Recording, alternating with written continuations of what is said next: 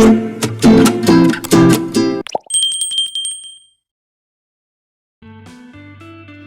Everyone, welcome back to Lakshmi kitchen. ಇವತ್ತಿನ ಈ ವಿಡಿಯೋದಲ್ಲಿ ಎಲ್ಲ ರೀತಿಯ ತರಕಾರಿಗಳನ್ನು ಉಪಯೋಗಿಸ್ಕೊಂಡು ಯಾವ ರೀತಿ ವೆಜ್ ಬಾತ್ನ ಮಾಡೋದು ಅಂತ ನೋಡೋಣ.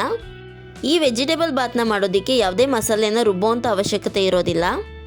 ವೆಜಿಟೇಬಲ್ ಬಾತ್ನ ಇವತ್ತು ಪಾತ್ರೆಯಲ್ಲಿ ಯಾವ ರೀತಿ ಮಾಡೋದು ಅಂತ ತೋರಿಸ್ಕೊಡ್ತೀನಿ. ಮೊದಲು ಒಂದು ಪಾತ್ರೆಗೆ 2-3 ಟೇಬಲ್ ಸ್ಪೂನ್ ಆಗುವಷ್ಟು ಎಣ್ಣೆ ಹಾಕಿ ಎಣ್ಣೆ ಚೆನ್ನಾಗಿ ಕಾಯಕ್ಕೆ ಬಿಡಬೇಕು.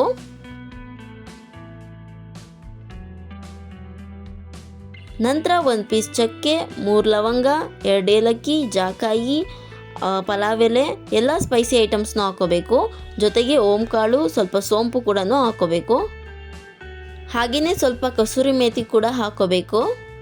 ಇಷ್ಟು ಸ್ಪೈಸಿ ಐಟಮ್ಸ್ನ ಹಾಕಿ ಒಂದ್ಸಲ ಎಣ್ಣೆಲಿ ಚೆನ್ನಾಗಿ ಹುರ್ಕೋಬೇಕು. ನಂತರ 1-2 ಈರುಳ್ಳಿನ ಈ ರೀತಿ ಉದ್ದುದ್ದಕ್ಕೆ ಕಟ್ ಮಾಡ್ಕೊಂಡು ಹಾಕೋಬೇಕು. ನಂತರ ಸ್ವಲ್ಪ ಶುಂಠಿ ಬೆಳ್ಳುಳ್ಳಿ ಪೇಸ್ಟು, ಹಾಗೆ ಸ್ವಲ್ಪ ಕೊತ್ತಂಬರಿ ಸೊಪ್ಪು ಮತ್ತು ಪುದೀನ ಸೊಪ್ಪನ್ನ ಹಾಕೋಬೇಕು. ಈ ರೀತಿ ಕೊತ್ತಂಬರಿ ಸೊಪ್ಪು ಮತ್ತು ಪುದೀನ ಸೊಪ್ಪನ್ನ ಎಣ್ಣೆಲಿ ಹಾಕಿ ಫ್ರೈ ಮಾಡೋದ್ರಿಂದ ಒಂದೊಳ್ಳೆ ಘಮ ಬರುತ್ತೆ ಆ್ಯಂಡ್ ಟೇಸ್ಟ್ ಕೂಡ ಚೆನ್ನಾಗಿರುತ್ತೆ. ನಂತರ ಎಲ್ಲ ರೀತಿಯ ತರಕಾರಿಗಳನ್ನು ಹಾಕೋಬೇಕಾಗುತ್ತೆ. ನಾನಿಲ್ಲಿ ಹೂಕೋಸು, ಗೆಡ್ಡೆಕೋಸು, ಕ್ಯಾರೆಟು, ಬೀನ್ಸು ಮತ್ತು ಆಲೂಗೆಡ್ಡೆನ ತೊಗೊಂಡಿದ್ದೀನಿ. ನಿಮ್ಗೆ ಯಾವ್ಯಾವ ತರಕಾರಿ ಸಿಗುತ್ತೋ ಮತ್ತು ಇಷ್ಟ ಆಗುತ್ತೋ ಆ ತರಕಾರಿನ ಕೂಡ ಹಾಕೋಬೋದು. ತರಕಾರಿ ಎಲ್ಲ ಹಾಕಿದ ನಂತರ ಒಂದ್ಸಲ ಚೆನ್ನಾಗಿ ಎಣ್ಣೆಲಿ ಫ್ರೈ ಮಾಡ್ಕೋಬೇಕು. ನಂತರ 1-2 ನಿಮಿಷ ಪ್ಲೇಟ್ ಮುಚ್ಚಿ ಬೇಯಿಸ್ಕೋಬೇಕು. ಅದಾದ ನಂತರ ನಾನಿಲ್ಲಿ ಹಸಿ ಬಟಾಣಿನ ಆಲ್ರೆಡಿ ಬೇಯಿಸಿ ಇಟ್ಕೊಂಡಿದ್ದೀನಿ, ಅದನ್ನು ಹಾಕ್ಕೊಂಡು ಚೆನ್ನಾಗಿ ಫ್ರೈ ಮಾಡ್ಕೋತಾ ಇದ್ದೀನಿ. ಹಾಗೆ ನಾನಿಲ್ಲಿ 5-6 ಟೊಮೆಟೊನ ರುಬ್ಬಿ ಹಾಕೋತಾ ಇದ್ದೀನಿ. ಹಾಗೆ ಕೂಡ ಹಾಕೋಬೋದು, ಬಟ್ ರುಬ್ಬಿ ಹಾಕೋದ್ರಿಂದ ಒಂದೊಳ್ಳೆ ಕಲರ್ ಕೊಡುತ್ತೆ, ಹಾಗಾಗಿ ರುಬ್ಬಿ ಹಾಕೋತಾ ಇದ್ದೀನಿ. ನಾನು ಆಗಲೇ ಹೇಳಿರೋ ಥರ ಯಾವುದೇ ಮಸಾಲೆನ ರುಬ್ತಿಲ್ಲ, ಬರೀ ಟೊಮೆಟೊ ಮಾತ್ರ ರುಬ್ಬಿ ಹಾಕೋತಾ ಇರೋದು.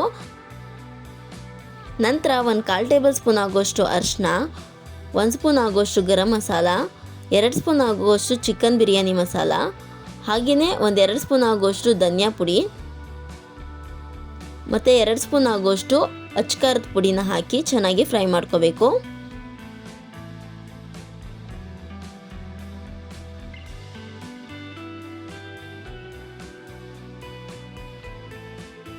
ಈಗ ಒಂದು ಮೊಸರನ್ನ ಹಾಕೋಬೇಕು. ಮೊಸರನ್ನ ಹಾಕೊಳ್ಳೋದ್ರಿಂದ ಎಲ್ಲ ತರಕಾರಿಗಳು ಕೂಡ ಸಾಫ್ಟಾಗಿರುತ್ತೆ. ಇಷ್ಟು ಮಸಾಲೆ ಎಲ್ಲ ಬೇಯೋದಕ್ಕೆ ಸ್ವಲ್ಪ ಹೊತ್ತು ಮುಚ್ಚಳ ಮುಚ್ಚಿ ಬೇಯಿಸ್ಕೋಬೇಕು. ಅದಾದ ನಂತರ ನೋಡ್ಬೋದು ತರಕಾರಿ ಮತ್ತು ಮಸಾಲೆ ಎಲ್ಲ ಒಂದಕ್ಕೊಂದು ಚೆನ್ನಾಗಿ ಹೊಂದ್ಕೊಂಡಿರುತ್ತೆ. ಆಗ 1 ಕಪ್ಗೆ 2 ಕಪ್ ಆಗುವಷ್ಟು ನೀರನ್ನ ಹಾಕೋಬೇಕು. ನಾನಿಲ್ಲಿ 2 ಕಪ್ಪು ಅಕ್ಕಿನ ತೊಗೊಂಡಿರೋದ್ರಿಂದ 4 ಕಪ್ಪು ನೀರನ್ನ ಹಾಕೋತಾ ಇದ್ದೀನಿ. ಈಗ ನೀರನ್ನ ಕುದಿಯೋಕೆ ಬಿಡಬೇಕು. ಈ ಟೈಮಲ್ಲಿ ಸ್ವಲ್ಪ ಕರಿಬೇವು ಮತ್ತು ರುಚಿಗೆ ತಕ್ಕಷ್ಟು ಉಪ್ಪನ್ನು ಹಾಕಿ ನೀರು ಚೆನ್ನಾಗಿ ಕುದಿಯೋಕ್ಕೆ ಬಿಡಬೇಕು.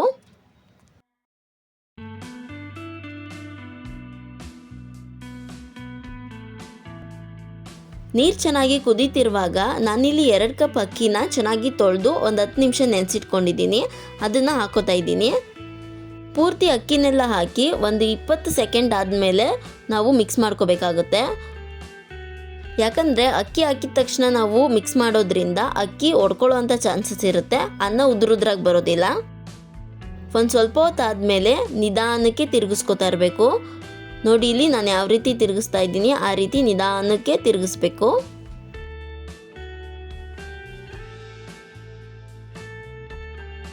ನಂತರ ಇವಾಗ ಒಂದು ಪ್ಲೇಟ್ನ ಮುಚ್ಚಿ ಸ್ವಲ್ಪ ಹೊತ್ತು ಬೇಯೋದಕ್ಕೆ ಬಿಡಬೇಕು.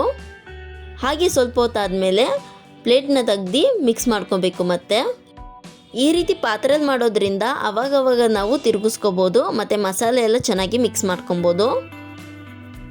ನಂತರ ಅನ್ನ ಸ್ವಲ್ಪ ದಿಂಡು ಥರ ಆದಾಗ ಒಂದು ಪ್ಲೇಟ್ನ ಮುಚ್ಚಿ ಒಂದು ಭಾರವಾಗಿರೋ ವಸ್ತು ಇಟ್ಟು ಬೇಯಿಸ್ಕೋಬೇಕು. ಈ ರೀತಿ ಬೇಯಿಸ್ಕೊಳ್ಳೋದ್ರಿಂದ ಅನ್ನ ಚೆನ್ನಾಗಿ ಬೆಂದಿರುತ್ತೆ. ನೋಡ್ತಾ ಇರ್ಬೋದು ಯಾವ ರೀತಿ ವೆಜಿಟೇಬಲ್ ಬಾತ್ ರೆಡಿಯಾಗಿದೆ ಅಂತ. ನೋಡಿದ್ರಲ್ಲ ಎಷ್ಟು ಸಿಂಪಲ್ ಆಗಿ ಮನೆಯಲ್ಲೇ ವೆಜಿಟೇಬಲ್ ಬಾತ್ನ ಮಾಡ್ಕೊಳ್ಳೋದು ಅಂತ. ಸೊ ಈ ವಿಡಿಯೋ ನಿಮಗೆ ಇಷ್ಟ ಆಗಿದ್ದರೆ ಲೈಕ್ ಮಾಡಿ, ಶೇರ್ ಮಾಡಿ ಆ್ಯಂಡ್ ಕಮೆಂಟ್ ಮಾಡಿ. ಮತ್ತಷ್ಟು ರೆಸಿಪಿ ವಿಡಿಯೋಗಳಿಗೆ ನನ್ನ ಚಾನಲ್ನ ಸಬ್ಸ್ಕ್ರೈಬ್ ಮಾಡ್ಕೊಳ್ಳಿ. Thank you for watching.